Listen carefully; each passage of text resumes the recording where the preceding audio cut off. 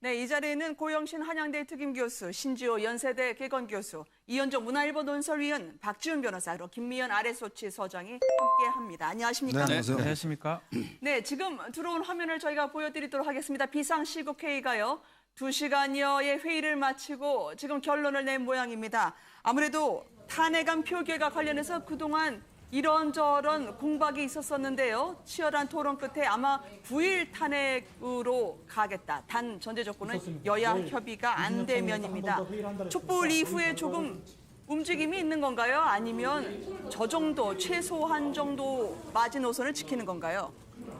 촛불 민심에 네. 저는 어떻게 보면 비박이 굴복했다. 네. 이렇게 얘기를 하고 싶은데요. 네. 원래대로 지금 되돌아온 거거든요. 네. 사실은 뭐 박근혜 대통령이 4월 퇴진을 확약을 한다면은 네. 구태여 뭐 탄핵으로 갈 것까지는 없지 않느냐라는 네. 것이 비박 측 상당수 의원들의 생각 아니었습니까? 특히 네. 그 탄핵에 앞장섰던 김무성 전 대표가 그런 온건론으로 돌아서면서 과연 탄핵이 이루어질 것인가 네. 이런 부분에 대해서 많은 사람들이 걱정을 했었는데 어제 촛불 민심 원래 한 50만 정도 나오지 않겠느냐. 네. 왜 그러냐면 재지난주에 뭐 엄청나게 150만 이렇게 왔기 때문에 총력 동원되고 그래서 어제는 좀 지역적으로 분산 집회를 하도록 되어 있는 주기 때문에 좀 적을 것이야 했는데 사실은 대통령의 3차 담화 그리고 비박들의 그러한 얕은 뭐 정략적 그런 결정 네. 그리고 일부 친박들의 촛불 집회 폄훼 발언 이런 것들로 인해서 성난 민심이 네. 지금 50만이 아니라 232만이라는 4, 500업 넘는 뭐 아마 이게 우리나라뿐만 아니라 세계 네. 역사상 최대의 어떤 그 집회 시 인원이 아닐까 하는 생각이 들었는데 거기에 보고 비박들도 깜짝 놀랐을 것이고 네. 이런 민심에 역행했다가는 뭐 여의도뿐만 아니라 네. 정치 생명 자체가 끊어진다는 그런 위협감을 느꼈지 않느냐. 그런 네. 차원에서 비박이 대통령의 그런 어떤 결정에 관계없이 여야 합의가 되지 않는다면 9월 탄핵으로 갈 수밖에 없다는 그런 현실적 판단을 한 것으로 보입니다. 네, 우파가 분열되면 안 된다라고 김무성 전 대표가 회의 네. 참석 직전에 이야기를 했는데요.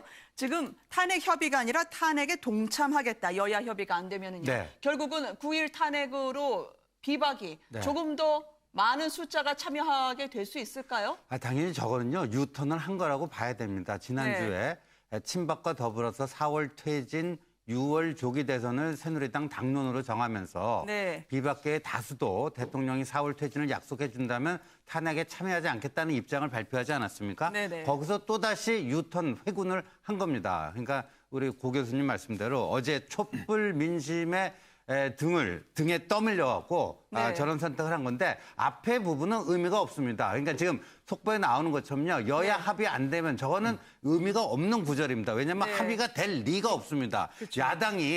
야당이 저거에 협상 테이블에 나오지도 않습니다. 그러니까 합의란 그 가능성이 제로기 때문에 사실 9일 탄핵에 하겠다. 그런데 네. 뭐 그냥 이렇게 너무 자기들이 오락가락 갈짓자 행보를 하는 게 뭐 하니까 자기들 좀 체면도 어느 정도 유지하고 뭐 하는 네. 표현으로 골라서 한 게 이제 저거라고 봐야 되는데 저는 이제 어제 집회 보면서 이건 다들 놀랐어요. 주최 측도 놀란 겁니다. 왜냐하면요.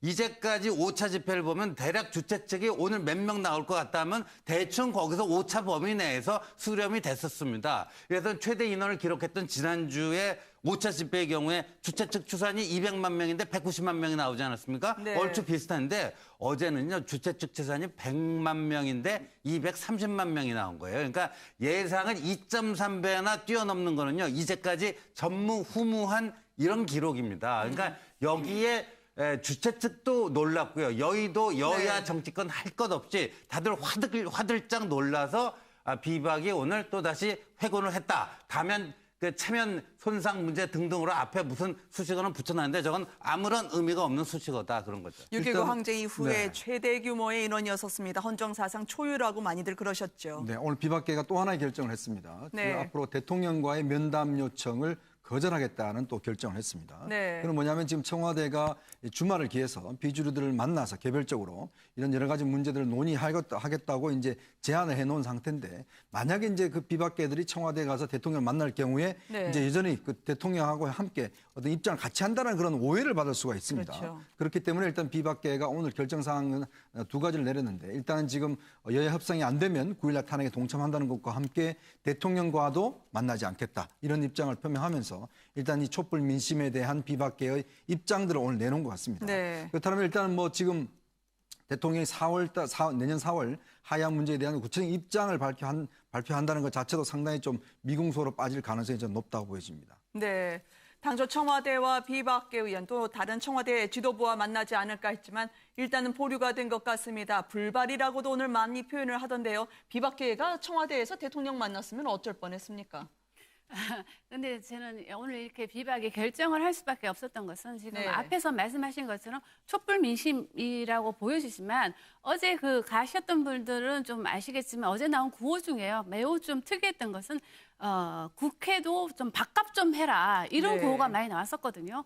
그리고 이제 아까 말씀하신 것처럼 이 6차 촛불 집회는 예상외로 많은 인원이 모였다는 거는 박근혜 대통령의 어떤 3차 담에 대한 분노가 좀 섞여 있었다고 좀 보여지기 때문에 그런 관점에서 봤을 때 만일에 이 비주류들이 청와대에 가서 박근혜 대통령을 면담을 했다면 오히려 민심에 엄청난 후폭풍을 맞이해야 할 수밖에 없었기 때문에 이번 결정은 마지못해 하는 결정이 아닌가 하는 생각이 좀 들어서 네. 어떻게든 간에 9일에 있을 탄핵안이 통과할 수 있을지는 좀 더 두고 봐야 되겠죠. 왜냐하면 이제 무기명 투표이기 때문에.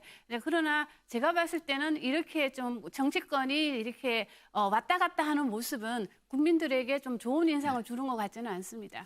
대통령이 4월 퇴진 입장을 표명을 해도 탄핵 절차에 들어가겠다. 그리고 대통령이 즉시 퇴임을 요구하는 것이 국민들의 뜻임을 확인했다는 게 지금 비주류의 입장으로 나오고 있습니다. 꼭 촛불을 봐야지 않아요? 그렇죠. 사실은 이제 9일 날이 탄핵인데 만약 부결이 됐다고 가정했을 때 네. 가장 타격받는 게 새누리당이라고도 봐야 됩니다. 특히 새누리당 비주류, 네. 비상시국회의 저쪽이 상당히 충격을 받을 수 있기 때문에 미리 얘기를 한 것 같아요. 아마 또 본 것 같아요. 얼만큼 올까라고 네. 생각을 해보고 눈으로 보니까 이건 아니구나라고 판단을 한 걸로 보이고요. 그래서 결국은 촛불 집회 이후인 오늘 저녁 때 결정을 한 겁니다. 대통령과 만나지 않을 거며 네. 결국은 참여하겠다라고 얘기를 한 거기 때문에 최소한 40여 석은 뭐 있다고 봤을 때 막 표결에 간다 그러면 무기명이라고 하더라도 가결될 가능성이 아주 높고 다만 일주일 시간이 남아 있습니다. 월화수목 이 4일 5일간 또 어떤 내용들이 나올지 그게 변수이긴 한데요. 일단은 저렇게 표명을 한 이상 탄핵에 가결적으로 갈 가능성이 높다고 생각이 듭니다. 탄핵에 앞장서겠다는 김무성 대표가 탄핵을 하지 않을 것처럼 했다가 내일은 또 어떤 말씀을 하실까요? 그분이 하나 일관된 건 있어요. 네. 30시간의 법칙을 네. 아주 잘 지키시는 분입니다. 꼭 뭐 30시간이라는 것, 그 30시간이 아니지만 뭐 왔다가 네, 네. 시간의 차이는 있지만 정말 정치인이라는 것은 네. 가장 중요한 것은 국민들한테 신뢰를 주는 거고 네. 신뢰라는 것은 일관성에서 오는 것 아니겠습니까? 자기가 지키려는 정치적 철학과 신념과 가치 이런 부분에 대해서 끝까지 지켜나가는 건데 네. 물론 정치라는 것이 생물이기 때문에 그때그때 상황이 변하면 거기에 대해서 또 적기에 이렇게 대응하는 것도 좋지만 가장 원칙적인 거 민심과 이탈하는 거, 이 민심과 거리를 어긋나는 네. 그런 정치적 어떤 셈법, 정략에 따라서 왔다 갔다 하는 것은 뭐 김무성 전 대표뿐만 아니라 네. 정치인들이 정말 해서는 안 될 일이고 최근에 우리 국민들의 정치 수준이라는 것은 사실은 제가 볼 때는 여의도 국회보다도 훨씬 더 높은 수준을 지금 보이고 있는 네. 거거든요. 그렇기 때문에 이 정치인들이 자신들의 어떤 정치적인 공학적인 그런 구도라든가 정략적 셈법 이것에 따라서 뭐 이런저런 입장 변화를 하면은 국민들은 잘 모르겠지. 네. 혹시 이렇게 생각했다면 큰 오산이다. 아마 김무성 전 대표도 이번 이 결정 과정을 보고 민심을 보면서 네. 앞으로 자기의 정치적 처신이 어떠해야 하는지를 지금 정치 사실은 뭐 원로급에 들어가는 의원입니다만은 네. 다시 한번 되돌아보는 계기가 됐으면 합니다. 황영철 의원의 전원이 지금 속속 들어오고 있습니다. 조건은 없다. 9일 탄핵 표결에 참여할 것이다라는 입장을 지금 결정을 지은 모양입니다. 네, 그러니까요. 그냥 탄핵에 그냥 9일 탄핵에 들어가서 찬성표 던지겠다는 얘기를 네. 좀 창피해서 못하니까 저렇게 그냥 이제 돌려 이야기하시는 건가요? 얘기하는 거고요. 김무성 전 대표 얘기 나와서 말씀을 드리면 이번에 이 탄핵 하야라는 거는 뭐 헌법 절차나 이런 게 없다. 탄핵 이외에는 할 수 있는 방도가 없다. 탄핵을 안 한다는 거는 국회의원으로서의 직무유기다. 네. 이런 얘기까지 하면서 탄핵의 깃발을 정치권 주요 정치인들 중에서 제일 먼저 탄핵의 깃발을 든 사람이 김무성 전 대표 아닙니까? 근데 네. 지난주 회군을 했단 말이에요. 네. 그래서 저는 그 회군이 아마 김무성 전 대표가 지금 6선 의원 20몇 년째 지금 국회의원 하고 있는데요. 그 20몇 년 국회의원 생활 속에서 가장 뼈아픈 실책이 될 것이다. 그렇게 저는 보고 있습니다. 왜냐하면 이대로 쭉 그 탄핵의 그 길로 대로로 갔으면요. 아마도 탄핵이 통과됐을 때 그걸로 인한 어떤 정치적 뭐랄까요. 그 수확 이거를 네. 제일 크게 수확물을 거둘 수 있는 그런 그 위치에 있다가 본인이 원칙 없는 회군을 함으로써 어제 또 촛불 민심에 깜짝 놀라서 또 다시 그냥 뭐 그쪽으로 다시 밀려가는 듯한 이런 모습을 보였다는 거. 더군다나 오늘 이제 우파 분열을 막을 책임이 있다 이런 얘기를 했는데요. 근데 김무성 전 대표가요. 탄핵의 깃발을 들 때 이 친박에 대해서 이 새누리당은 박근혜 대통령의 사당이다. 친박의 사당이다. 공당이 아니고 사당이다. 이런 얘기를 하면서 이런 사람들과 당을 과연 같이 할 수 있을지도 근본적으로 고민해 보겠다면서도 분당, 탈당, 불사 이런 것까지 외쳤던 분이 오늘 느닷없이 우파 분열을 뭐 막겠다. 이게 뭡니까? 그래서 김무성 전 대표는요. 지난주의 결정이 20몇 년 정치 인생에 있어서 아주 뼈아픈 실책으로 기록될 것이라고 봅니다.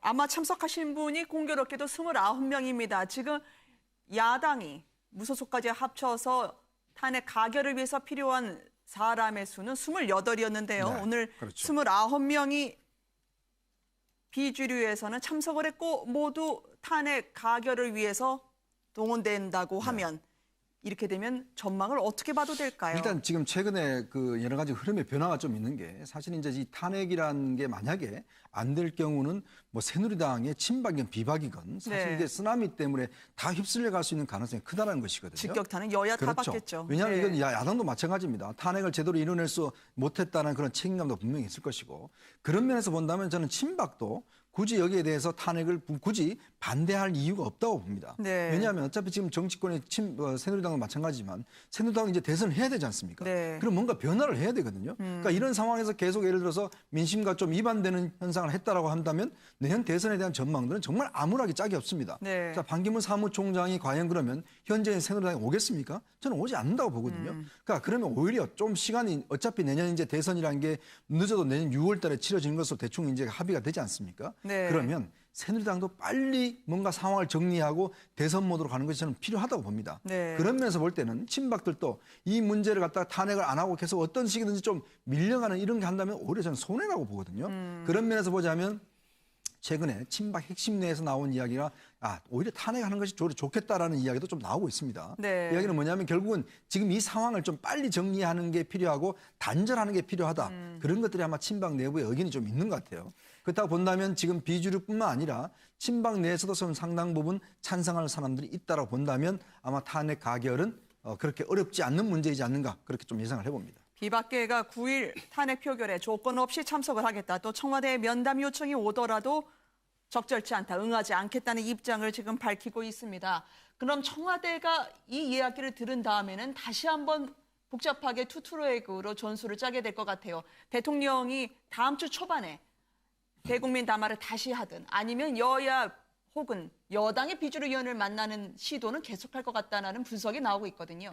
아마 그렇게 하겠죠. 대통령께서 제3차 담화에서 이제 공을 국회로 넘겼는데 네. 지금은 다시 또 공이 또 박근혜 대통령 쪽으로 좀 비주류가 지금 넘긴 상태이기 때문에 뭐 청와대 입장에서야 뭐 대통령께서 탄핵만은 막아야 됐다 이런 의지가 강하기 때문에 네. 아마도 뭐 비주류와의 접촉을 좀 늘린다든가 아니면 본인의 또 퇴진 시기를 밝힐 수도 있겠죠. 뭐 언제쯤 새누리당 당론처럼 뭐 4월 네. 말 아니 퇴진과 함께 뭐 6월 조기 대선을 하겠다는 것을 밝힐 수도 있다고 보여지지만 지금 뭐 여론조사가 지금 저희가 진행 중인데요. 그 새누리당 당론에 대한 국민들의 여론이 아주 좋지가 않아요. 아, 그래요? 그런 걸 감안해 봤을 때 대통령이 그걸 들고 나온다 하더라도 이 탄핵 열차는 지금 막을 수 없다고 지금 보여지고 지금 앞에서 모든 분들이 말씀하신 것처럼 탄핵이 상당히 쉽게 갈 수 있다고 지금 생각하시는 것 같기는 한데요. 저는 근데 그동안 그거는 이렇게 낙관하기는 좀 무리가 아닌가 좀 생각이 좀 드는 게 그동안 정치권이 보여주는 이런 행태를 보면 상당히 자기네들의 어떤 정파에 의해서 좀 움직이는 그런 경향이 있기 때문에 네. 사실 뭐 조기 대선에 대해서 찬성하신 분도 있지만 좀 반대하시는 분들도 꽤 많이 있기 때문에 일단 이것이 무기명 투표니까 이게 잘못됐을 때도 누가 반대표를 던졌는지를 알 수가 없는 이런 상황이기 때문에 저는 뭐 낙관하기는 좀 빠르지 않느냐 이런 생각이 좀 듭니다. 그런데 어저께 그 촛불 민심을 저는 보면요. 이게 즉각적인 응징입니다. 근데 어제 촛불 민심은 왜 예상보다 2.3배나 많은 인원이 나왔겠는가. 네. 그 지금 새누리당이 당론으로 정한 또 그 전에 원로들이 제안한 4월 퇴진, 6월 조기 대선 이거 있지 않습니까? 네. 그거는 박근혜 대통령에 대한 응징으로 우리 국민 일반이 받아들이지 않는다는 얘기입니다. 응징이라는 건요. 이게 주권자인 국민이 자신의 대표적인 국회를 통해서 네. 대통령을 파면하는 절차인 탄핵을 했을 때가 이 응징이라고 인식을 하는 거지. 박근혜 대통령이 뭐는 어떻고 개헌해서 임기 단축할 수도 있고 뭐 명예훼손 퇴진 어쩌고 이런 것들은요 응징이라고 보질 않는 거예요. 네. 그 점이 어제 촛불 민심에서 아주 선연하게 명확해졌다. 네. 그리고 그 기운이 여의도에 전달이 돼서 비박계가 완전히 차면은 망가지지만 저는 또 유턴을 할 수밖에 없는 네. 오늘의 결과를 낳은 게 아닌가 보여지고요. 그리고 저는 이제 김면 소장께서는 탄핵 낙관할 수 없다 이렇게 또 걱정을 하시지만 그런 우려는 계속해야 되고 합니다. 그러나 지금 저 마당에 저기서 또 탄핵이 부결되고 거기에 대한 그 정치적 책임 과연 우리 국회의원 중에서 그 책임을 정면으로 맞서서 이겨낼 네. 수 있을 만한 배짱 있는 사람 저는 거의 없을 거라고 봅니다. 네. 무엇보다도 김무성 전 대표의 경우에는 유권자들이 탄핵해주세요 요청할 수 있는 사이트가 개설된 이후 현역 의원 중에서는 가장 많은 3만 명 넘는 분이 탄핵 전 찬성하라고 몰표를 주듯이 김무성 전 대표에게 압박을 했더라고요. 김무성 대표도 그렇고 뭐 김무성 전 대표도 그렇고 이정현 대표한테도 마찬가지고 1만 명 넘는 분이 요청을 했죠. 많은 하여튼 청원의 개념이에요. 뭐 국민의 네. 권리 중에 하나긴 한데 청원을 해서 이 국회의원이 탄핵이라든지 우리가 원하는 우리 국민이 원하는 어떤 것들을 해달라고 요청하는 건데 실제로 지금 제가 정확한 통계를 못 봤지만 1위는 이정현 대표고요. 김진표 김무성 전 의원도 대표가 1위고요. 포함돼 네. 있고 또 그리고 이제 조원진 의원도 좀 포함돼 있습니다. 네. 사실 봤을 때 친박 관련된 사람들 많이 포함돼 있고요. 또 김무성 대표가 이 상황에서 책임을 져야 된다고 이렇게 보는 것 같아요. 네. 결국은 그런 것들이 있기 때문에 저도 그렇습니다. 일단은 비주류 비상시국회의에서 저렇게 정했기 때문에 9일 비록 한 며칠 상관은 있지만 네. 이거를 28명인데요. 한 40여 명이 비상시국회의라고 관련된다고 봤을 때는 충분히 그 수는 넘어갈 거라고 보는데 근데 무기명이기 때문에 예상을 못하면 다만 만약에 그게 부결이 된다 그럼 그 다음날 촛불 집회는 몇백만 명이 나올지 알 수가 없는 상황이 돼버리기 때문에 그 집회 자체는 이 청와대 쪽이 아닙니다. 네. 여의도로 갈 가능성도 있다고 봐야 되거든요. 네. 그렇기 때문에 그런 국회의원들 입장에서 그런 것까지 봐야 될 것 같고 만약에 부결되면 야당 의원 같은 의원 총사퇴를 한다든지 그런 상황으로 갈 걸로 보이기 때문에 네. 가결로 볼 수밖에 없는 그런 상황이 아닌가 생각이 좀 듭니다. 이정현 대표의 지역구인 전남 순천에 계신 분들은 촛불이 아니라 횃불을 들으셨더라고요. 아예 지금 많은 문자 폭탄이 쇄도하고 있으니까 휴대전화 착신 정지를 선택해서 이제는 문자가 갈 수도 없다라는 보도가 방송 전에 나왔었습니다. 아마 순천 시민들 입장에서는 정말 뭐라 할까요? 지역 장벽을 네. 깨는 네. 그런 정치적 결단을 해주신 분들 아닙니까? 네. 왜? 이정현 대표를 믿고 그분이 가서 정말 정치를 제대로 해가지고 그동안 호남에서 새누리당이 당선된다는 것은 하늘의 별 따기라 다름없는 그런 상황 속에서 이정현 네. 대표를 뽑아주었는데 어쨌든 이정현 대표가 된 이후 하는 그 여러 가지 언행이 네. 정말 호남 사람들 입장에서 보면 정말 창피하다. 왜 저렇게 품격이 없느냐. 뭐 다른 거 좋아요.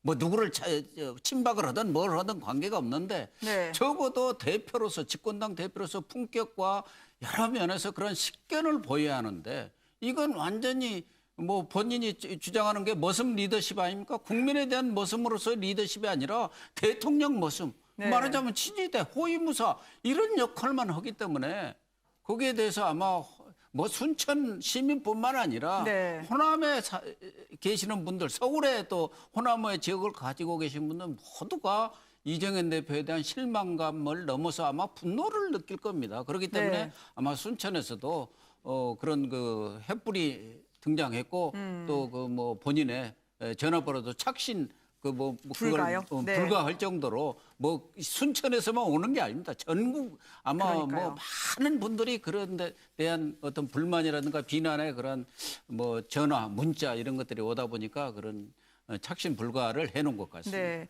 일요일이지만 정가는 참 긴박하게 움직였습니다. 새누리당 탈당파 전현직 의원들도 긴급히 모였는데요. 특히 새누리당에 경고를 했습니다. 범죄 저지르지 말라고요. 한번 들어보시겠습니다. 이 12월 9일 이 역사적인 날 국회가 탄핵 절차 개시에 실패한다면 20대 국회는 국민으로부터 버림받고 아마 해산 요구에 직면하게 될 거라는 점. 자신의 죄를 인정하지 않는 대통령과의 약속은 어떤 약속이든 허망합니다. 또 그 허망함에 기대지 말고 스스로 결정하고 행동하기를 촉구합니다.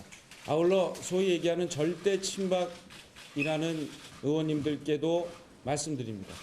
자신들의 생존만을 위해서 지금 하고 있는 정치적 범죄 행위를 즉각 중단할 것을 요청합니다.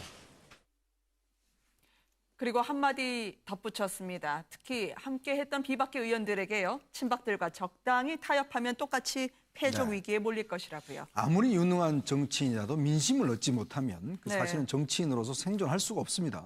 그러면서 볼 때는 비박계가 좀 국민의 민심들을 잘못 읽었다는 좀 측면이 있어요. 네. 왜냐하면 뭔가 이제는 좀 적당히 이제는 좀 날도 추워지고 하니까 국민들 들어갈 것이고 네. 이제는 뭔가 정치적 타협을 할 때다. 정치적 공학적으로 계산할 때다. 이렇게 생각했던 것 같은데 요즘 우리 국민들 말이죠. 이 텔레비를 워낙 많이 보셔서 네. 너무나 꿰뚫고 있습니다. 그리고 또 모든 상황에 대해서 너무나 잘 알고 있고 네. 또 이 상황은요. 지금 단순히 무슨 뭐 몇 사람 바꾼다고 해서 될 일이 아니다. 정말 이제는 국가에 대한 대개혁이 필요할 때라는 그런 공감대를 갖고 있거든요. 그런 부분에 대한 국민들의 분노를 아마 제대로 이제 읽지 못한 그런 측면이 네. 있는 것 같습니다. 그래서 아마 이 지금 탈박 이제 그 당을 탈당한 의원들이 저렇게 이제 주장을 했고 비박계도 이제 마지막에 그런 선택을 했습니다만은 앞으로 아마 비박계가 어떤 정말 보수 정당의 중심으로 서기 위해서는 정말 민심하고 정말 결집할 수밖에 없어요. 민심과 함께 결합도를 높일 수밖에 없는데 네. 그렇다면 정말 보수적인 시민들의 어떤 입장이 뭐냐, 민심이 뭐냐 이런 걸 잘 읽어야 됩니다. 근데 지금 뭐냐면 사실은 친박과 또 함께 손잡으려고 했던 그런 측면들이 있지 않습니까? 그런 네. 부분에 대해서 우리 국민들은 도저히 용납을 못하는 것이죠. 근데 새누리당은요 네. DNA 자체가 친박이든 비박이든 말이에요. 이렇게 네. 야생마 기질이 있고요. 들판형 이런 인물들이 거의 없습니다. 네. 거의 보면 지금 비박계 뭐 대표 주자라고 하는 김무성 의원이나 유승민 의원도 사실 아버지 선대 때 다 국회의원을 거친 어떻게 보면 2세 정치인들이고 네. 굉장히 이렇게 좋은 환경에서 자라난 그런 분들이라 갖고요. 아닌 말로 어디 나가서 맨 땅에 헤딩하면서 풍찬 노숙하면서 뭔가 새로운 것을 일으킬 만큼의 네. 그런 들판은 그게 못 되고 온실형이에요. 그러다 보니까 이렇게 중대한 어떤 그 정말 이런 그 민심의 큰 그 흐름이 고도한 흐름이에요. 예, 이렇게 하고 있는데도 본인들이 그저 그냥 저당 내서 어떻게 해갖고 좀 당권 좀 잡아갖고 그냥 무조건 몇 사람 이렇게 쳐내고 이렇게 좀 개비하면은 뭐 우리가 네. 뭐 해가지고 갈 수 있겠다라고 하는 어찌 보면 국민들 시각에서 보면 대단히 얄팍한 어떤 정치적 계산을 하다 보니까 네. 지난주에 그런 또 회군이 일어났고 또 오늘 또 다시 그냥 또 다시 회군하게 되는 네. 이런 거거든요. 그러니까 이번 과정을 통해서 새누리당 친박은 뭐 말할 필요도 없고요. 비박도 자신들의 어떤 정치적 한계랄까요? 문제점을 여실히 드러냈다 이렇게 봐야 될 것 같습니다. 짤막하게 덧붙이면 네. 참 김무성 전 대표 안타깝습니다. 본인이 네. 그동안 뭐 필생의 어떤 염원으로 생각했던 대권 네. 그런 것까지도 출마까지도 포기를 하면서 어떻게 보면 자기 희생의 정신을 보이면서 말하자면 신보수, 네. 합리적 보수, 개혁적 보수로 나가겠다. 그런 결기를 보였는데 네. 그걸 하루아침에 뒤엎었기 때문에 정말 뭐 유승민 의원 같은 경우는 그나마 탄핵이라는 일관된 입장을 지켰는데 정말 저분이 탄핵이라는 그런 일관된 입장을 지키고 있으면서 한다면은 어쨌든 나라는 것은 뭐 하나 진보만 있어도 안 되고 네. 보수만 있어도 않고 양날개로 가기 때문에 지금처럼 이미 사망 선고가 내려진 그런 새누리당의 미련을 완전히 버리고 네. 합리적 보수, 개혁적 보수로 거듭나는 그런데 어떤 그 디딤돌을 만들 수 있는 그런 기초를 다시 세울 수 있는 그런 절호의 기회였는데 그걸 다 날려버린 거예요. 그렇기 때문에 내가 볼 때는 자기 정치 인생 전부를 이 며칠 사이에 판단착오로 네. 뭐 유능한 참모가 없었는지 뭐 본인은 판단착오도 물론 있겠지만 뭐 네. 유능한 참모도 없었던 것 같아요. 그래가지고 한 게 참 인간적으로 보면은 개인적으로 보면 좀 안타깝습니다. 저는 김무성 대표가 이런 결정을 한 데는 아마도 이분이 오랫동안 정치 생활은 해왔지만 너무나도 편한 데서 사셨어요. 아, 그래서 소위 말해서 네. 새누리당 텃밭인 부산에서 계속 이게 이겼기 때문에 이런 판단을 할 수밖에 없었다 생각이 들고 만약 이분이 수도권에서 이렇게 오랫동안 정치 활동을 했다면 네. 아마 다른 판단을 했을 거라고 생각합니다. 네. 어제 집회를 봤던 시민들은 이미 정치권에 답을 던져준 지 꽤 됐는데요. 왜 이렇게 전달이 잘 안 될까요? 외신들이요, 무엇보다도 역사상 최대 시위, 박 대통령의 퇴진을 필사적으로 요구했다라고 하면서 객관적으로 평가를 했었습니다. 시민들의 이야기를 한번 들어보실까요? 어제 참석했던 분들입니다. 근데 이번에 이렇게 탄핵 결정하면서 비박적이 너무 심하게 흔들리는 걸 보고 이게 완전히 이제 시민들 염장 지르고 아니란 거 아니지 않습니까? 그 많은 아픔을 겪고 있는 사람들한테 위로를 주질 못하는 망정 자기가 와서 연극 배우도 아니면서 이렇게 국민들이 매주 집회를 하고 있는데도 불구하고 하야하지 않는다는 것은 국민을 무시하는 행위이고 아이가 앞으로 살아갈 미래가 조금 더 밝았으면 하는 의미에서 가족이 함께 한번 참여하게 되었습니다. 좀 실망스럽고 그리고 이제 학생도 움직여야 될 때인 것 같아가지고 나오게 되었습니다. 물론 그 정도면 대통령도 애쓰신 거 아니냐라고 하는 시민의 의견도 있었습니다만 특히 아이를 데리고 온 부모의 경우에는 오늘 나온 방송 인터뷰처럼 이야기하신 분들이 많았어요. 그렇죠. 정치 의식이 아마 네. 예전에 비해서보다 훨씬 높아진 게 아닌가. 네. 내가 해야지만이 바뀔 수 있다 이렇게 생각하는 것 같습니다. 그러다 보니까 광장에 많은 사람들이 나와 있고요. 저 의견 하나하나가 모여가지고 네. 뭐 의견들이 모이는 건데 사실은 이 국민들이 봤을 때는 여야가 원하는 대로 안 하고 있으니까 마음이 답답했는 거예요. 네. 탄핵하라고 했는데 결국 안 하고 계속 뺑뺑뺑 돌리니까 그거 자체를 결국은 230만이 모이고 그걸 보여줌으로써 결국 다음 날이 일요일 날 오늘 이제 비박계에서 결정을 내린 거고요. 네. 결국 이런 걸 봤을 때는 결국 정치든 뭐든 국민 이기기는 어렵다 네. 생각이 들고 뭐 예전에 80년대 90년대처럼 이렇게 막 시위하는 모습보다는 집회를 통한 정치 참여 정말 전 세계에서 유일한 상황이 아닌가. 네. 직접 민주주의 아닌 직접 민주주의 같은 느낌이 들어서 저도 봤을 때 상당히 고무적이고 좋다고 생각이 듭니다. 그러니까 우리 국민들이 좀 무시당했다는 느낌들이 많이 드신 것 같아요. 왜냐하면 일부 정치인들과 또 사회 저명 인사들이 이번 집회에 대해서 어떤 반응을 보냈습니까? 뭐 바람이 불면 촛불이 꺼진다는 것과 함께 네. 또 이번 집회가 무슨 북한의 아리랑 축제와 같다라는 그런 이야기도 하면서 네. 사실 이번에 촛불 민심에 대해서 굉장히 폄하하는 입장들을 냈었단 말이죠. 네. 그러면서 볼 때는 저기 참석한 시민들 같은 경우는 왜 나의 본뜻을 몰라주느냐, 나의 본뜻을 왜 왜곡하느냐, 내가 무슨 종북이냐, 뭐 이런 식의 어떤 반발 감정도 저는 상당히 있었다고 봅니다. 그러면서 볼 때는 정말 우리 사회를 이끌어 나가는 분들이 국민들과 함께 밀착도가 있어야 되는데 네. 너무나 자신들만의 생각을 한다는 것. 이런 네. 것들이 아마 지금 이번 집회를 통해서 가장 뼈저리게 저는 느낀 부분이라고 이야기할 수 있을 것 같습니다. 일부 논자들은 말이에요. 저렇게 네. 뭐 광장에 많은 시민들이 몰려 나왔다고 대통령이 물러나면 되느냐. 그건 오히려 뭐 그 반헌법적인 그런 뭐 사태다 뭐 이렇게까지 얘기를 하는데요.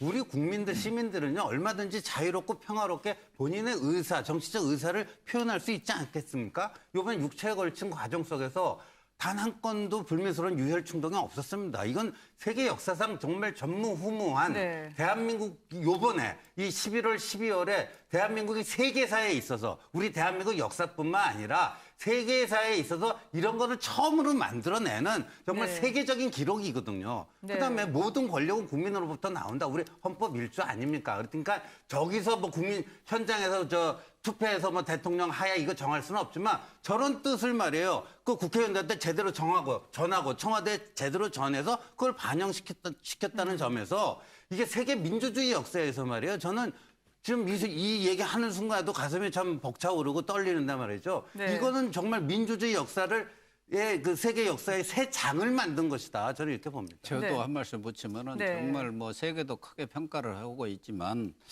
아마 이런 시 문화 이런 것은 저는 뭐 기네스뿐만 아니라 세계 네. 문화유산 거기에 올려야 하지 않느냐. 그 150만, 100만이 넘는 네. 이런 군중이 오면서도 그런 평화적인 집회 또 뭐 이런 그 문화제와 네. 같은 콘서트와 같은 그런 집회 문화를 보였다는 것은 정말 뭐 세계가 깜짝 놀랄 일이지만 네.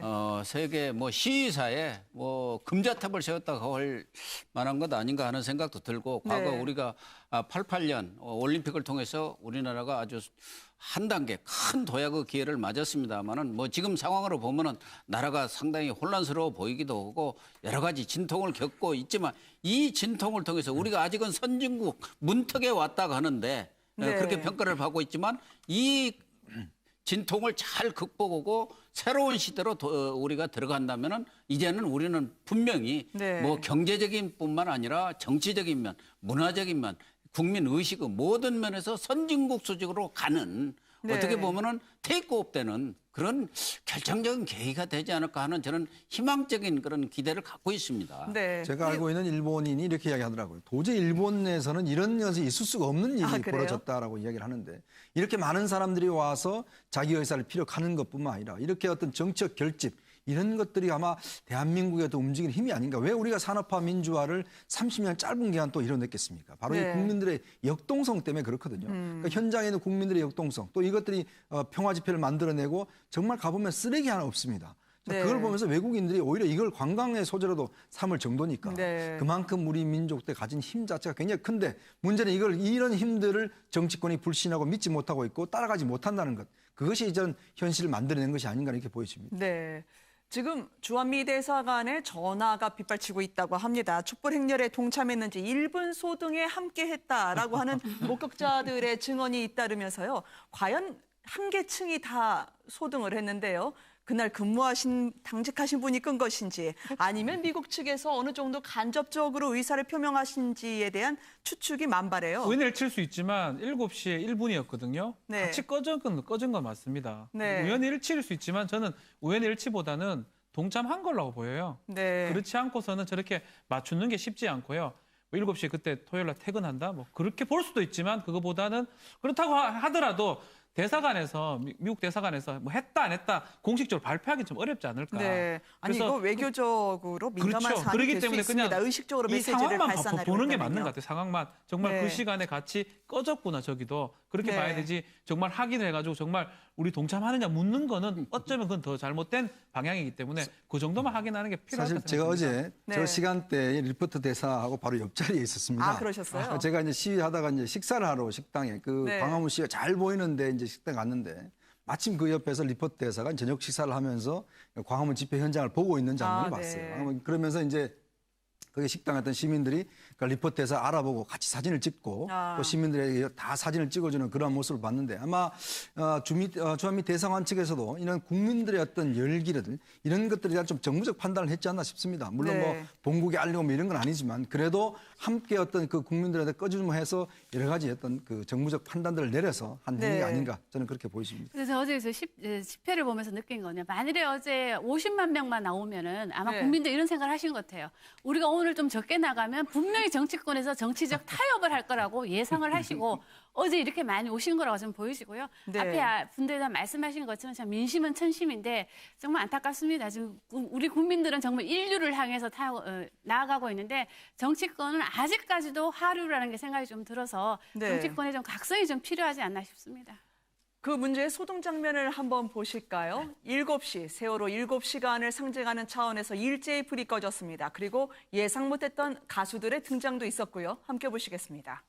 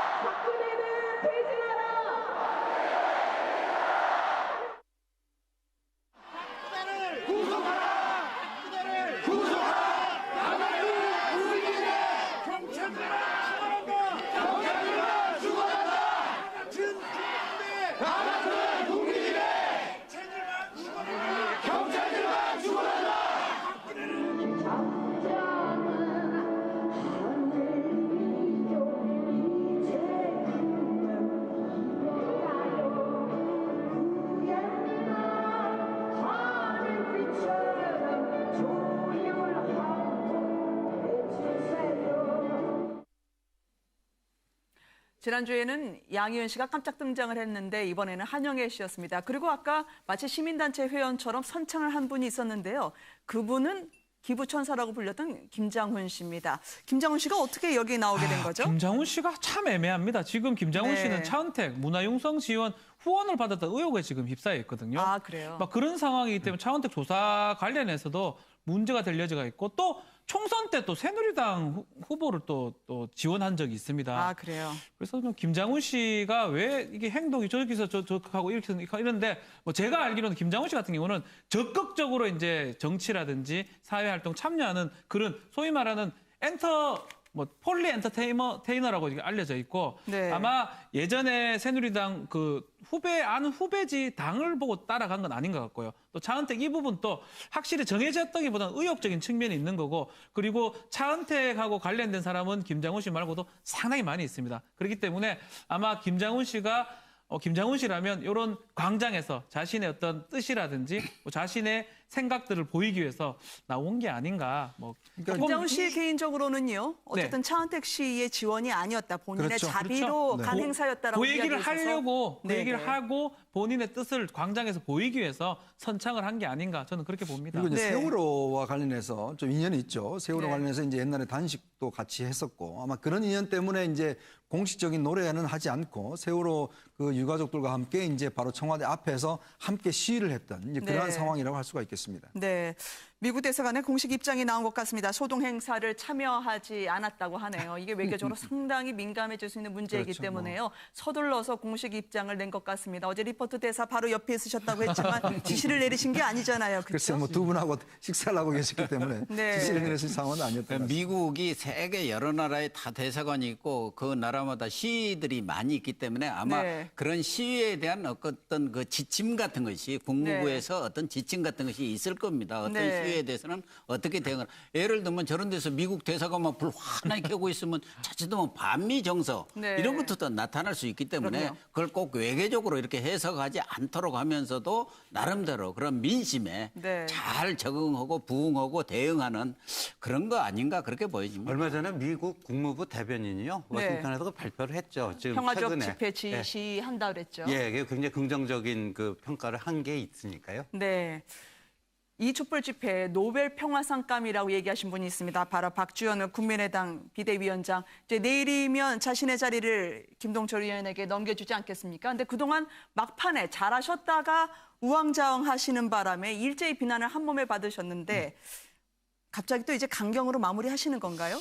저는 그걸 꼭 우왕좌왕으로 표현한다는 것은 좀 과한 것 아닌가 하는 네. 저 개인적인 생각입니다. 이거 네. 완전히 개인적인 생각인데 그 이전에 추미애 더불어민주당 대표께서 네. 그 전날 바로 3당 대표 회동에서 이런 임기 퇴진과 관련해서 여당과 네. 어떠한 협상도 하지 않는다고 이렇게 확약을 했지 않습니까? 다 네. 국민들한테 발표해놓고 그 다음 날 본인이 부역자로 그렇게 비난하던 김무성 전 대표와 아침에 만나서 1월이냐 4월이냐 이런 논의를 했던 적이 있었단 말이에요. 네. 그런 점이 있고 지금 그것이 깨지면서 1월과 4월에 어떤 타협점도 못 찾으면서 이제 박지원 대표는 그날 바로 발의를 해서 2일 날 투표를 하자는 것은 결국은 탄핵안은 발의가 중요한 것이 아니고 결국 가결을 해야 할 것 아닙니까? 네. 그렇다고 나면 도저히 할 수 없는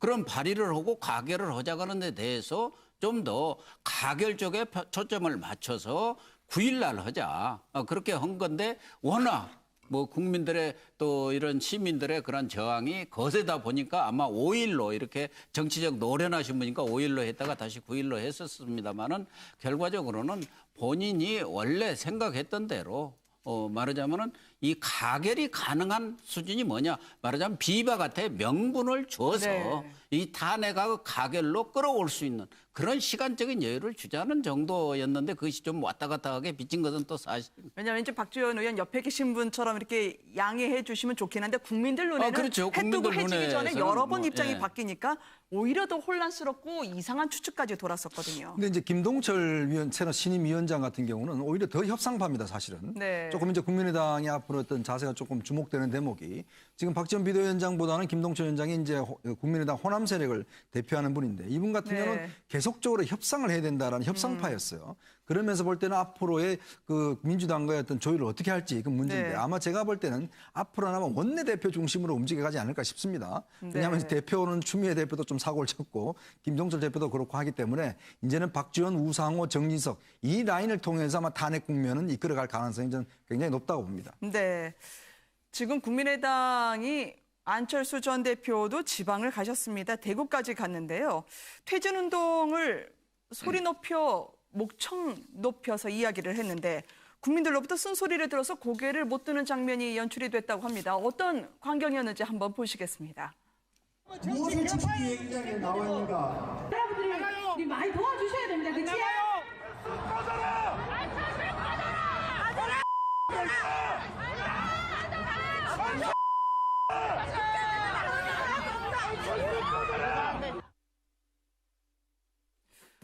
물론 정치에 대한 부정적인 시각과 함께 이 목소리들이 안철수 전 대표에게 쏟아지니까요. 잠깐 고개를 숙이셨다가 명구회하는 장면이 연출이 됐었습니다. 왜 대구에서 이런 일이 벌어졌을까요? 대구뿐만 아니라 문재인 전 대표도 광주에 가고 마이크 한 번 못 잡지 않았습니까? 네. 그래도 야권 뭐 대선 주자가 왔는데 광주에서 마이크도 안 줬다는 거는요. 네. 이건 어떤 지역을 떠나서 이제 국민의 그 마음이 그대로 표출되는 거라고 보는데 우리가 국민의 대표로 국회의원은 왜 뽑아놓습니까? 왜 우리 세금으로 그분들 월급도 주고 활동비도 지원하는 이유가 뭐겠습니까? 그러니까 리더가 돼달라. 제대로 네. 된 리더가 돼달라. 앞에서 잘 이끌어 달라. 그러니까 리더는 말이에요. 일반 대중하고는 달리 뭔가 나름대로 정확한 방향을 제시하고 그쪽으로 그 이끌고 가는 게 리더 아닙니까? 근데 네. 요번에 우리 나타난 정치권, 여의도 정치권의 모습을 보면은 여야 할 것 없이 이 거대한 촛불 민심 그 뒤쫓아가기, 그 뒷공문이 쫓아가기에 급급한 모습을 보이고 있다. 그러니까 정치인의 기본적인 가장 첫 번째 자질이 뭐겠습니까? 국민들이 원하는 게 뭔지 그 민심을 정확하게 캐치하고 그거를 뭔가 해법을 제시하면서 그쪽으로 국민들을 리드해가는 그거 아니겠습니까? 근데 네. 지금 이 여야 정치인들 모두가요. 그 촛불 대오의 뒷공문이 쫓아가는데 급급한 모습을 보여주고 있으니까 쉽게 얘기하고 지금 국회의원들 중에 제대로 밥값하는 사람 아무도 없다. 그런 거에 대한 어떤 준엄한 꾸짖음이 아닌가 이렇게 보여집니다. 근데 이제 국민들이 보기에는 네. 이번 촛불 전국에 대해서 소위 말해서 여야 대선 주자들이 이거를 지금 선거 운동하는 거 아니냐. 본인들의 지명도와 인지도를 높이기 위해서 오히려 이 촛불 집회를 이용하는 거 아니냐 하는 이런 의구심이 들기 때문에 네. 그런 것에서 때문에 지금 비판을 받은 것 같은데요.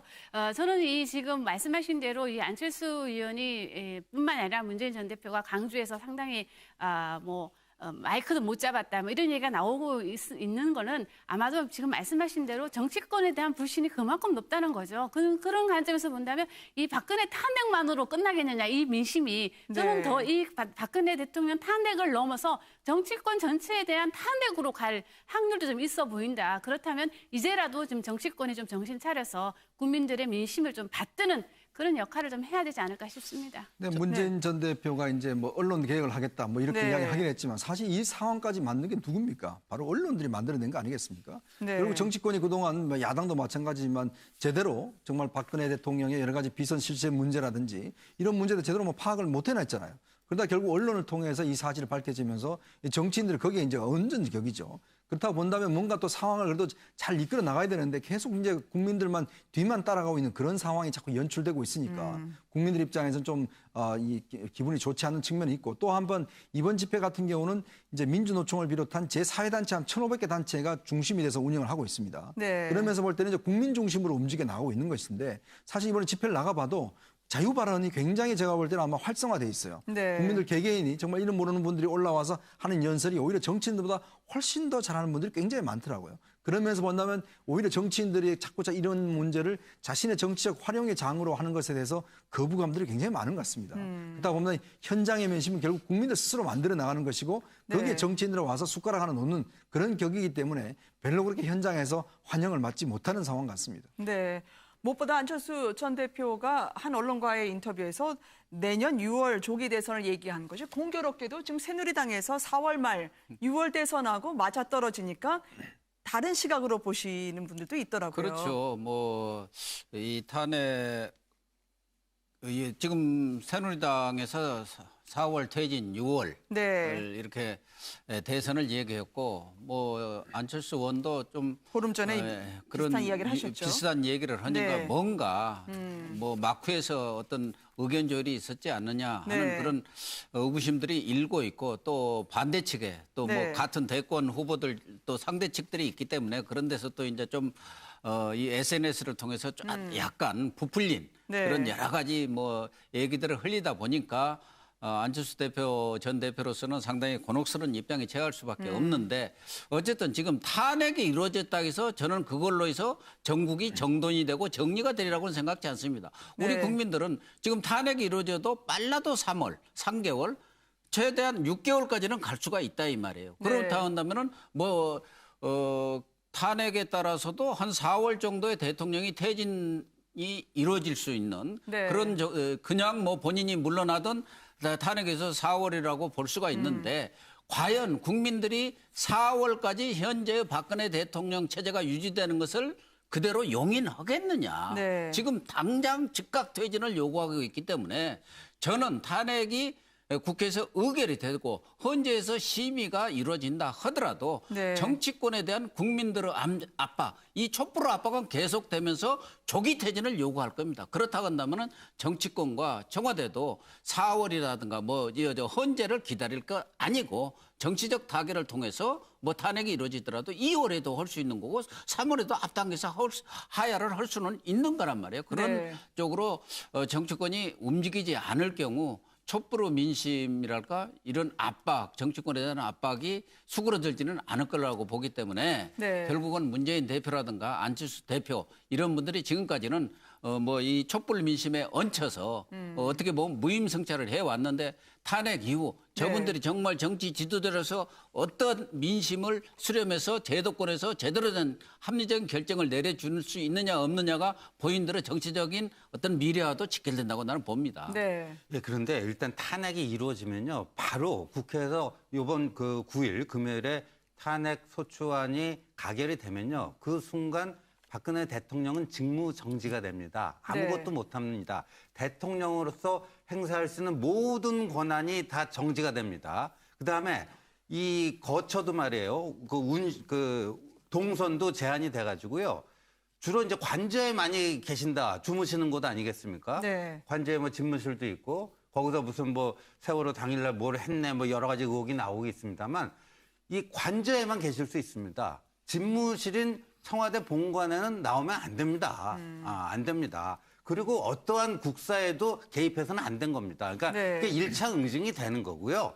그다음에 그 헌재에도 최종 결정이 내리면 그때는 이제 대통령직에도 최종 파면이 되는 걸로 네. 확정이 되는 거라고 저는 생각을 합니다. 그래서 이제 거기에 대한 또 국민적 판단이 있을 거다. 네. 이렇게 보고요. 그런데 저는 이제 이번에 이 대통령만의 문제가 아니고 여의도 정치권 전체, 그다음에 이제 이번 주 이제 그 화요일인가요? 재벌 회장들 8개 재벌 회장들이 나옵니다. 그분들이 국회 청문회에서 어떤 발언을 어떻게 할지 모르겠지만 또 우리 국민들이 생방송으로 다 지켜보고 나름대로 또 판단을 할 겁니다. 네. 이런 식의 한국 그 재벌들 과연 내버려둬도 괜찮은 건지 이런 식의 정경유착 이건 꼭 어떤 그 정치권만의 문제도 아니고 이 정경유착 구조 그래서 아마도 뭐 이게 한국 사회의 어떤 구조의 어떤 근본적인 어떤 변혁을 원하는 쪽으로 국민의 목소리는 점점 더 폭도 넓어지고 더 깊이가 더해가지 않을까 이렇게 보여집니다. 오늘 하루 종일 안개가 짙게 내렸었습니다. 청와대에도 안개에 쌓여서 제대로 윤곽을 볼 수 없을 정도로 흐릿했었는데요. 흐릿한 전국을 대신해 주는 것 같습니다. 퇴진 시기를 과연 이번 주 안에 밝힐 수 있을까? 혹은 대국민 담화를 할까라는 부분에 대해서는 분명히 승부수는 지금 생각하고 있을 것 같긴 한데 말이죠. 그렇죠. 지금 이제 아마 비박계가 동조했더라면 비박계를 청와대를 초청해서 그 이야기하는 상황에서 자 그러면 내가 내년 4월까지는 나가겠습니다. 뭐 네. 이런 입장들을 간접적으로 이야기를 하고 네. 그렇게 아마 이제 타결책을 모색했을 텐데 이제 그 상황 자체가 이제 완전히 할 수 없는 상황으로 갔단 말이죠. 그렇다면 네. 이제 청와대에서 할 수 있는 카드는 별로 없습니다. 지금 대통령이 이야기했던 이 4월 퇴진에 대해서 이제 공적으로 이야기를 하는 것인데 문제는 공적으로 이야기한다 하더라도 지금 뭐 정치권은 이걸 받아들일 리가 없거든요. 네. 그렇다면 어차피 4차 담화는 소용이 없는 상황으로 가버리기 때문에 제가 볼 때는 아마 4차 담화를 하기는 힘든 상황이 아닌가. 왜냐하면 더 이상 쓸 수 있는 카드가 없으니까. 네. 일단 탄핵을 지켜보며 탄핵 이후의 상황들을 대비해야 되는 그런 상황이 빠질 수가 있고 네. 또 이번 주에 이제 줄줄이 국정조사가 이루어지지 않습니까? 그 특검이 이제 본격 수사에 들어갑니다. 그렇죠. 그러면 이 특검에서 대통령의 어떤 세월호 7시간의 문제, 여러 가지 문제에 대한 또 추가적인 상황이 나올 수 있는 가능성이 있거든요. 그렇다면 네. 또 국민 민심들은 더 악화될 수가 있기 때문에 지금 현재 청와대로서는 뭔가 할 수 있는 상황도 아니고 뭔가 해서도 안 되는 상황으로 지금 치닫고 있는 상황이 아닌가 그렇게 전망되어집니다. 근데 저는 개인적으로 네. 만일에 이번 주 9일 날 탄핵이 확실시 되고 있다면 대통령께서 그 전에 본인이 하야하겠다는 뜻을 밝혀주는 게 저는 우리 국민들에 대한 대통령의 마지막 의무라고 좀 생각을 합니다. 만약 네. 지금 이 즉각 하야를 지금 선포하면은 만약 조기 대선으로 가면은 전국이 혼란한다는 거를 지금 이 얘기를 하시면서 끝까지 지금 혹시 현재에서 이것이 부결이 되면 내가 끝까지 갈 수 있지 않겠느냐 이런 생각을 하는 측면도 있다고 보여집니다. 그럼에도 불구하고 지금은 대통령이 국민으로부터 신뢰를 지금 완전히 지금 잃어버린 상태이기 때문에 네. 보수가 좀 직결한다고 하더라도 그 표는 크지 않을 거라 좀 예상이 되기 때문에 저는 대통령께서 탄핵을 기다려서 결국은 뭐 이것이 탄핵이 된다 하더라도 헌법에서 제가 현재에서 본인이 좀 살아날 수 있는 기회가 있겠다고 네. 판단하는 것보다는 그래도 탄핵을 피해서 자진 하야를 해주시는 게 9일 전에 하야를 해주는 것이 국민의 뜻에 좀 부합하고 그리고 국민이 그래도 기억하는 대통령으로 용단을 내리는 마지막 대통령으로 좀 기억하지 않을까 싶습니다. 경랑의 일주일을 예고를 하고 있습니다. 내일쯤이면 특검보를 임명하셔야 하고요. 8명 중에 4명을 고르시고 선택해야 되는데 수요일에는 또 최순실 씨가 과연 청문회에 나올 수 있을지 귀추가 주목될 겁니다. 4차 담화가 있을지도 역시 궁금하고요. 금요일 날 바로 탄핵 표결에 들어가는 날짜 아니겠습니까? 특검보 임명이 지금 8명입니다. 8명 네. 중에 4명을 임명을 해야 되는데 조금 끌고 있거든요. 박영수 네. 특검은 바로 임명했음에 불구하고 특검보가 어떻게 보면 박영수 특검이 책임자로 보면 수사 책임자는 특검보 4명이라고 보면 될 것 네. 같아요. 아마 몇몇 부분 거론됐던 부분 중에 몇 명이 왔는데 아마 좀 검토를 하고 있는 게 아닌가. 네, 어느 쪽을 금요일 날 하는 게, 냈다고 했는데 예, 아직 안 어느 쪽이 하시더라고요. 좀 결정을요. 본인한테 유리할지 막 검토하는 그런 상황으로 보고 결국은 월요일 날 임명을 해야 되고 8명 중에 4명 반을 임명을 해야 되고요. 그걸 임명을 하게 되면 아마 이 박영수 특검팀은 이 20일 준비 기간인데 그걸 뭐 다 준비하는 동안 쓰질 않을 걸로 보이고요. 네. 아마 그걸 다 포함해가지고 특검에 게시를 들어갈 겁니다. 자료는 사본으로 지금 받고 있다고 하기 때문에 특검보가 임명이 되면 바로 조사나 어떤 이런 검토는 바로 들어갈 거라고 생각이 들면 결국은 특검하고 국정조사랑 검찰 이 세 개의 트랙에 대해서 이거를 대비하기 위해서 청와대 입장에서는 뭐 대통령 입장 마찬가지입니다.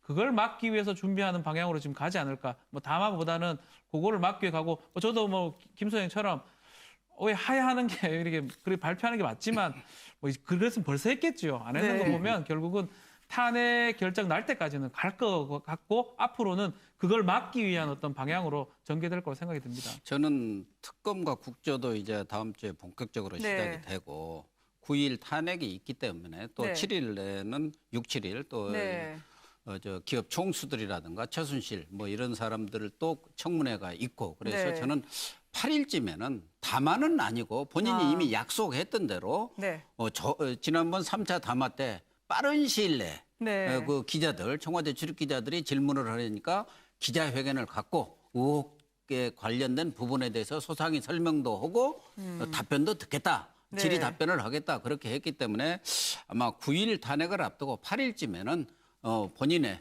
어떤 그 청와대 기자회견이랄까 뭐 그런 형식을 통해서 자신의 정치적인 어떤 결단 또 입장 또 그동안 제기됐던 국정조사를 통해서 제기됐던 문제 또 검찰 수사를 통해서 제기됐던 문제들에 대해서 자신의 입장을 해명 내지는 설명하는 그리고 뭐 퇴진 문제라든가 이런 부분에 대한 그 질의응답 과정에서 이렇게 국민들한테 자신의 정치적 결정을 알리는 그런 정도의 이벤트랄까 뭐 퍼포먼스는 있지 않겠냐 하는 생각을 합니다. 근데 저는요 그것도 좀 부적절하다고 좀 보는 게요. 검찰 수사 받겠다고 2차 담화에서 분명히 대국민 약속을 해놓고 검찰 수사 거부하지 않았습니까? 그리고 이제 검찰 수사는 물 건너갔고 특검 수사만 남았는데요. 그 수사 받기 전에 대통령이라는 지위를 어떻게 보면 이용을 해서 국민들에게 마이크 잡고 본인의 어떤 무고함, 그 억울함 뭐 이런 거를 그 어떤 그 항변하는 이런 그 일종의 그 여론전인데요.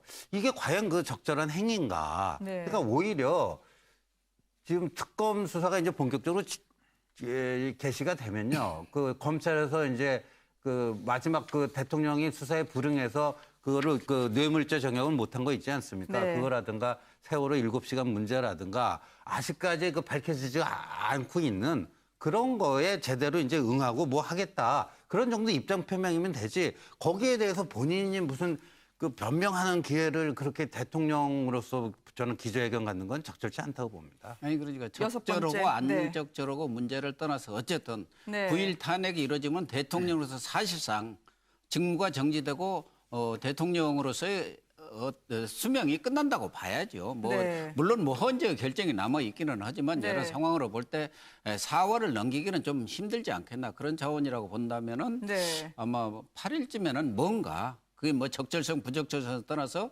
본인의 입장을 뭐 지금같이 담화 형식이 아닌 지난번에 공약을 했으니까 공언을 했지 않습니까? 그러니까 기자회견 같은 것을 통해서 밝히는 기회가 있지 않겠느냐 그렇게 전망을 하는 것이죠. 혹시나 그때 생각했던 시나리오대로 오늘 비주류 측에서 나온 답변이 예상과 달라서요. 혹시 청와대에서는 지금 다시 또 긴박하게 움직이지 않을까 모르겠습니다. 무엇보다 국민들은 이 상황을 엄중히 받아들인다는 청와대의 6번째 촛불 집회 때마다 나오는 입장을 전해 들었는데요. 참 청와대도 말을 하기도 그렇고 안 하기도 그렇고 참 애매할 거예요. 최순실 씨는 적응을 잘 하고 있는 것 같습니다. 지금 구치소에서요. 이런저런 구매했던 상품들을 보면은요. 과거에 조 부회장 때처럼 샴푸도 비누도 귀한 거 느끼는 것처럼 여러 가지 구입하셨더라고요. 이게 이제 구치소에 반입을 할 수가 있고요. 영치금을 이용해가지고 구매가 가능한데 지금 쓴 걸 보면 지금 나오고 있는데 내복하고 의료를 좀 많이 산 것 같아요. 추위를 좀 많이 타는 것 같아요. 내복, 의류하고 산포 같은 생활용품을 많이 구매를 했고요. 최순실하고 지금 조금 대비되는 사람은 차은택이나 안종범 조금 대비됩니다. 아, 그런가요? 영치금하고 이렇게 반입하는 걸 보면 차은택 같은 경우는 지금 학업 열정을 불태우고 공부를 계시네요. 줘서 지금 하려고 지금 영어 공부하고 무슨 소설책하고 많이 좀 반입을 하고 있고 소설 이름이 가면산장 살인 사건이네요. 글쎄요, 저런 추리 소설인데요. 지금 저거를 보는 것도 괜찮겠죠. 뭐 하여튼 뭐 이 본인한테 가장 필요한 것들을 보는 것 같아요. 차은택 같은 경우는 많이 좀 인정을 했었거든요, 상황상. 그러다 보니까 좀 책 같은 걸로 이제 이런 걸 좀 달래려고 그러고 안종범 수석 같은 경우는 지금 약 같은 걸 좀 많이 반입을 하고 있어요. 아, 당뇨병, 공황장애, 사망이 저 치료되겠고요. 안에 가면 가장 자기한테 필요한 것만 가져갑니다. 구치소장의 허가가 필요하거든요. 막 반입이 안 되기 때문에. 그래서 최순실 같은 경우는 옷 같은 게 가장 필요한 사람으로 지금 보이고 저기 차은택 같은 경우는 책 같은 게 가장 필요한 그런 상황이고. 설탕 커피도 샀다고 하던데요. 그렇죠. 최순실은 아마 나갈 때 또 또 사복 입고 나가려고 그러는지 네. 국정조사 나간다면 국정조사 나갈 때도 사복은 선택할 수 있어요. 네. 그렇기 때문에 또 의류를 또 하는 건지는 뭐 알 수 없지만 일단은 내복하고 의류를 가장 많이 지금 구매를 했던 그것이 네. 이제 발표가 됐습니다. 차은택 씨는 내 인생의 용기가 되어준 한마디라는 정호성 시인의 산문집, 소설책 데드맨 모든 것을 기억하는 남자 어떤 마음일까요? 그래서 저는 이분이 차은택 씨가 지금 영어 공부를 좀 시작한 것 같아요. 지금 네. 보니까 나오고 있는 걸 보니까 아마도 모든 것이 정리가 된 뒤에 이민을 가려고 지금 생각하는 게 아닌가.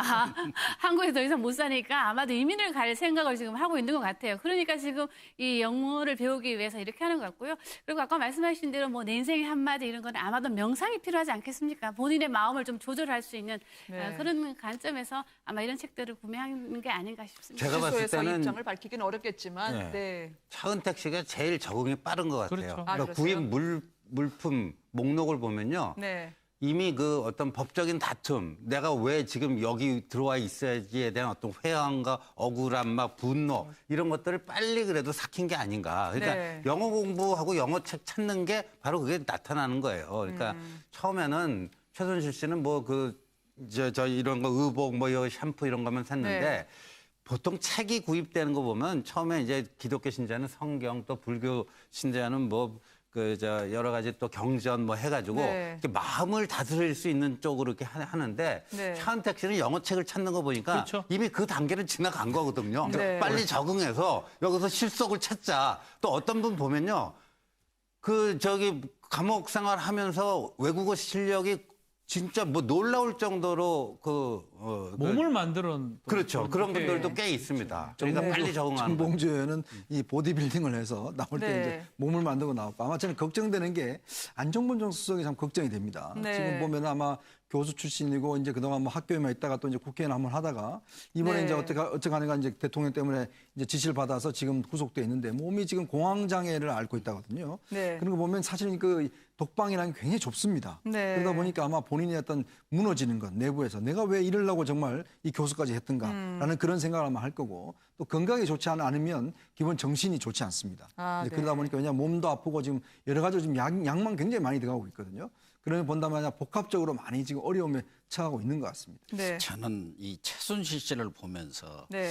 참 파렴치하다 그럴까 아, 네. 뻔뻔하다 그럴까 어떻게 됐든 저 정도 저런 상황에 있으면 밥이 넘어갈까요? 우리가 직장 생활을 해서도 네. 예를 들면 부하 입장에서 상사가 나의 잘못으로 인해서 뭐 승진이 안 됐다 할 때 어려움을 당하면은 네. 참 잠도 안 오고 밥도 안 넘어가지 않습니까? 그렇죠. 그런 상황에서 어쨌든 40년간 박근혜 대통령을 모셨다 그럴 수도 있고 이용했다 그럴 수도 어떻게 됐든 40년을 해서 대통령까지 된 저 분이 지금 내일 모레 네. 이 낙마를 해서 대통령에서 쫓겨나게 된 그런 상황 속에 설탕 커피를 들여오고 또 뭐 거기다 샴푸 뭐 네. 이렇게 하고 비누요. 또 법정 출두에 대비해서 네.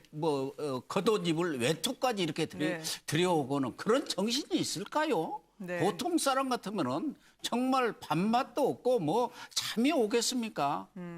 저런 사람을 어떻게 그렇게 박근혜 대통령은 적어도 국회의원도 여러 차례 하셨고 뭐 네. 대학 나오실 거 다 나오시고 그런 분이 저런 분을 그렇게 믿고 과지 대통령을 하셨는지 저는 정말 이해가 안 갑니다. 지금도 이해가 안 가. 저런 최순실 씨 같은 저런 행동을 어떻게 할 수가 있느냐 감옥에 가서도 보통 사람도 그렇게 자기 때문에 네. 자기와 관련된 분이라든가 뭐 상사라든가 직장이든 어떤 집안이든 어려움을 당하면 정말 뭐 다 싫고 밥도 안 넘어가지 않습니까? 근데 첫날부터 네. 그 검찰 소환돼서 곰탕 한 숟갈만 남겨 다 드셨잖아요. 네. 그러니까 그럴 아니, 근데 때 이런 말씀도 그만큼- 하셨잖아요. 네, 그만큼 최순실 뭐- 씨가 박근혜 씨한테 지가 아직도 공주인가 봐. 그래서 네. 그 말에 지금 모든 것이 이제 내포되어 있다고 보여집니다. 네, 박근혜 그러니까 박근혜 대통령을 대통령에게요. 이용한 거를 넘어서서 박근혜 대통령에 대한 일말의 존경심도 없는 사람들이었던 것 같아요. 네. 청문회 나오실 수 있을까요? 혹시 외투를 산 것도 그런 보관이었을지 많은 분들은 궁금해하실 것 같아요. 청문회 이제 국정조사 같은 경우는 국감 감정 증언에 관한 법률에 따르면 정당한 이유 없이 출석 거부하면 출석 거부 등죄가 됩니다. 네. 3년 이하의 징역 또는 1,000만 원의 벌금인데 글쎄요 이제 수사를 좀 이유를 삼을 것 같고요.